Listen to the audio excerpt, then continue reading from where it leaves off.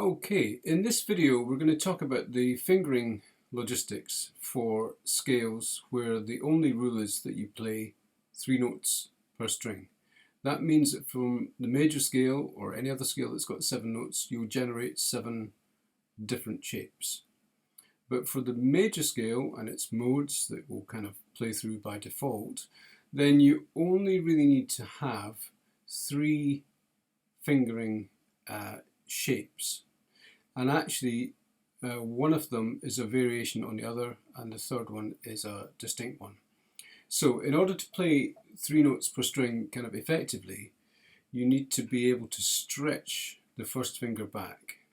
So I'm going to play G major and I'm going to start off in 4th position, which seems incorrect, but actually to achieve the 3 notes per string I'm going to stretch my first finger back. And I'm going to use 1, 2, 4 like that.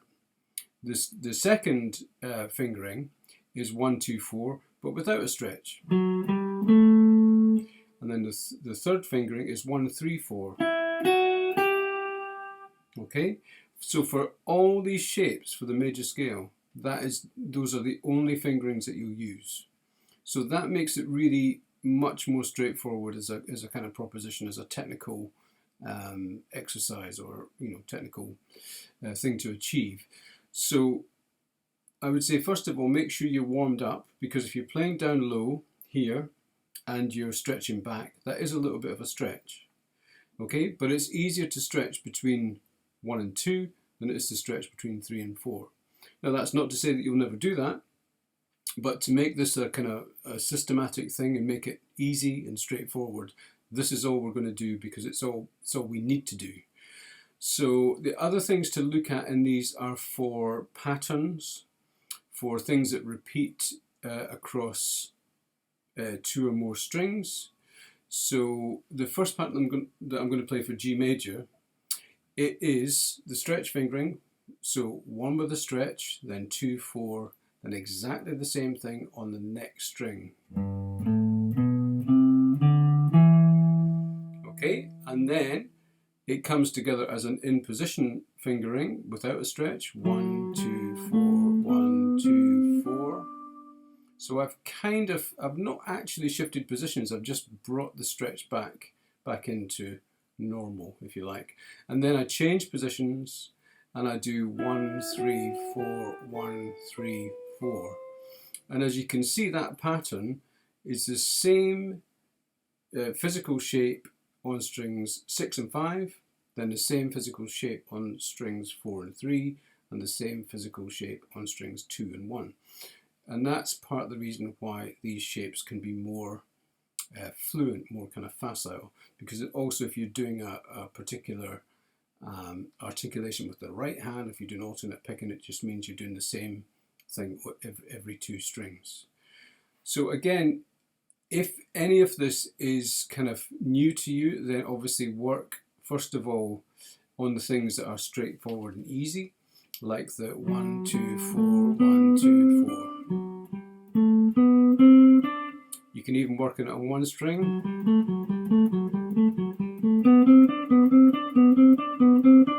Or then across both strings, just to give yourself a bit of practice. And then you can work on the other fingerings. Or you can go up and down.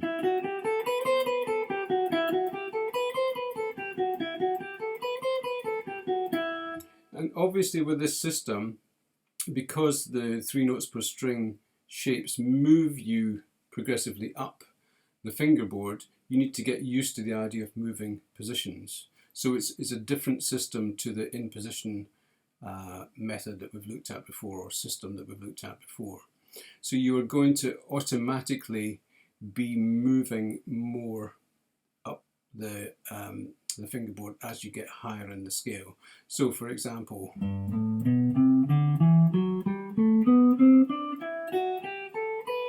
and then position changes on the way down as well. So those are all things to get used to. But actually there's so many pluses to this method because of the limited amount of fingerings that you use, the limited amount of permutations.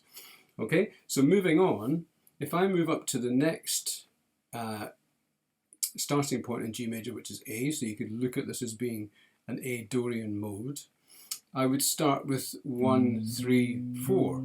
Okay, so that's, if you like, our third fingering permutation. And then on the next three strings, I kind of move effectively up a position but stretch back. So I do the stretch fingering with 1, 1, 2, 4, 1, 2, 4, 1, 2, 4. And then I move up another position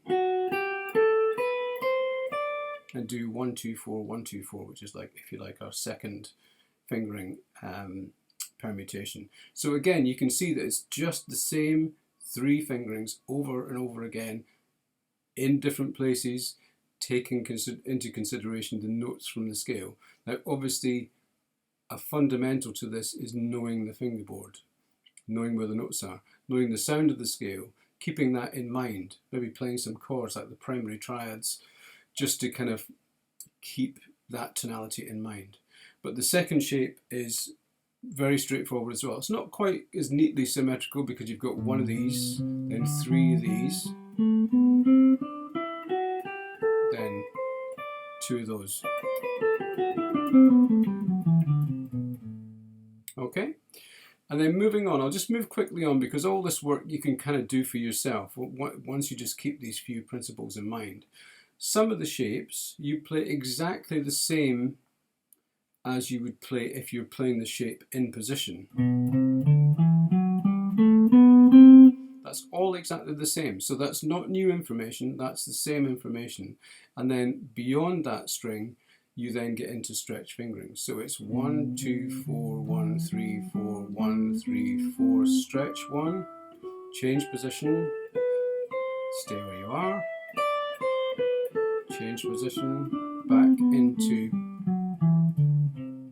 a position shape.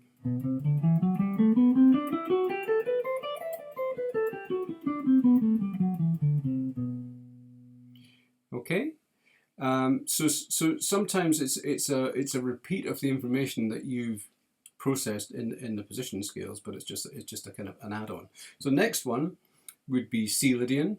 So that one was B Phrygian, if you like, if you want to think modally. The next one is C Lydian. So I'm actually going to start in ninth position, but then stretch my first finger back and play 1 with a stretch, 2, 4, and then back into position.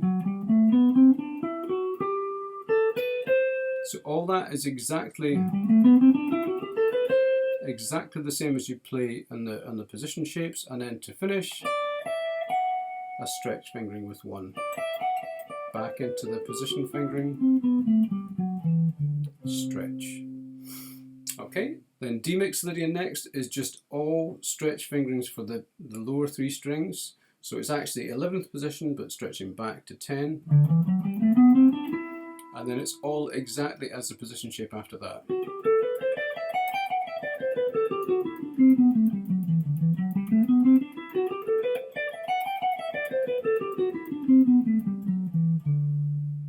And then I've only really got 2 more to go. I'll do the E going up still. So I'll go up to E, kind of natural minor or Aeolian mode. And again, exactly as the in position shape, but then I open up and do a stretch on the 1. Carry that on, but move up a position, back to in position.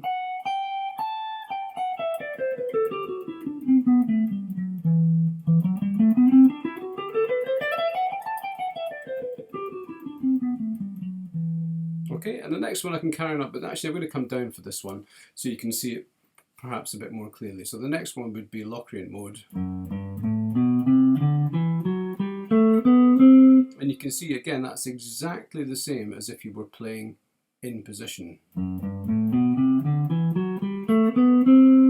it's extremely symmetrical, or the same thing on the 6th and 5th, and then 1, 3, 4 on the 4th and 3rd, and then a stretch finger, move up. Move up actually 2 positions. You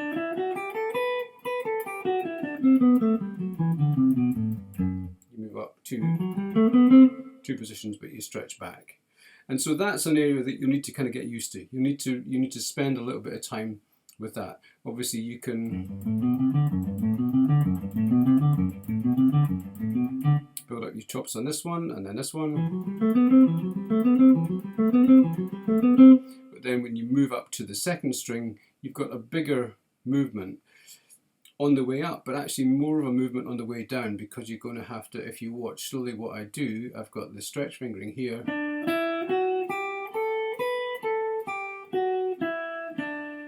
And now I have to move my fourth finger all the way down to the C. So as I say, each one of these shapes has its own kind of quirks, and it's not necessarily exactly the same kind of feeling that you get, you know, the actual way it feels on to the hand when you're coming up and down. So you have to judge different distances. Obviously on the way up you're kind of leading with your first finger all the time, because your first finger always plays the first note on each string. But then when you're coming down, you've got slightly different kind of logistical and fingering challenges to deal with.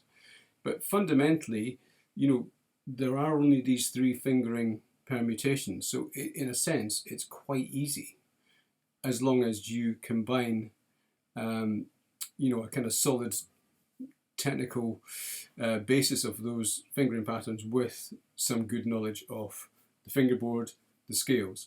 Always bear in mind the key signature, the group of notes that you're looking for, the sound. Keep that kind of G major tonality in mind. So that's really all I've got to say about that. The other thing would be, obviously, as soon as you can, get the metronome involved to keep your timing nice and regular. Make sure that you're playing at an even dynamic. Don't kind of accent any notes. Just try and play evenly, like kind of mezzo forte, so that you can kind of control the dynamics if you need to. And then just kind of, you know, look at different ways of how this works out in groups of 3, groups of 4, that kind of thing. So yeah, it's pretty straightforward. It's quite a lot of work, obviously, you know, to get that fluent. And then the next thing that you would do is move to another key.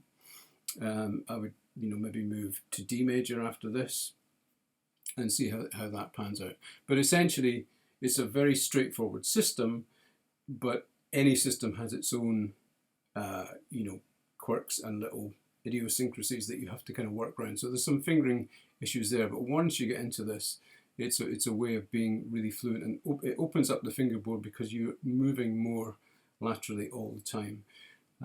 So that's it. I hope that's of some help.